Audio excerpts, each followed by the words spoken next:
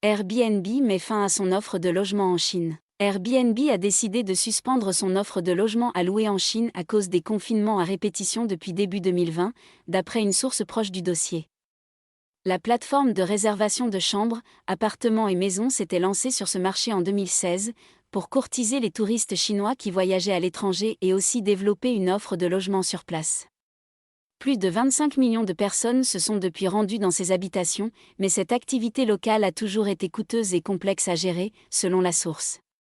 Et le Covid-19 n'a rien arrangé. Ces séjours en Chine n'ont représenté qu'environ 1% des revenus du groupe ces dernières années.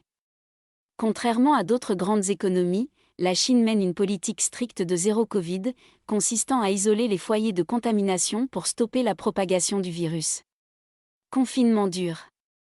Shanghai connaît ainsi depuis avril une forme dure de confinement, avec l'interdiction de sortir de chez soi dans une grande partie de la ville, privant de nombreuses personnes d'un accès adéquat aux soins médicaux et à la nourriture. Airbnb n'a pas souhaité commenter l'information. L'entreprise basée à San Francisco devrait suspendre son offre sur place et les expériences, activités sur place cet été, pour se concentrer sur les voyageurs chinois. D'après l'Organisation mondiale du tourisme, 150 millions de Chinois ont réalisé un séjour à l'étranger en 2018, contre 4,5 millions en 2000. La Chine est devenue en 2012 le pays le plus important au monde en termes de touristes internationaux.